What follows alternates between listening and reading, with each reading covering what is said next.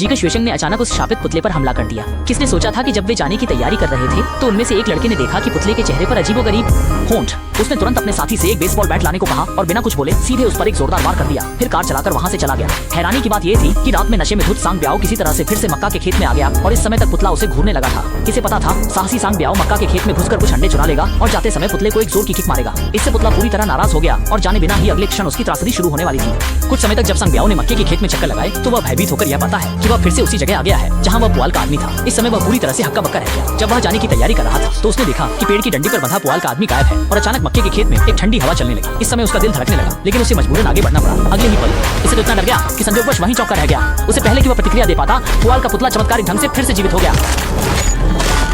इस समय संब्याओ तुरंत ही शराब के नशे से उबर गया और पागलों की तरह अपनी जान बचाने के लिए दौड़ने लगा। पर शापित पुआल आदमी उसे छोड़ने के मूड में नहीं था। जैसे ही यह जीवन और मृत्यु का क्षण आया, संब्याओ को एक खाद का कांटा रोक दिया। यह देखकर कि आज रात यहीं खत्म हो सकता है, उसने फौरन जमीन से खाद का कांटा उठा लिया और अगली पल में कौन जानता था कि पालतू चिंड्राट ने झट से उसे छीन लिया और सीधे पलटवार कर दिया।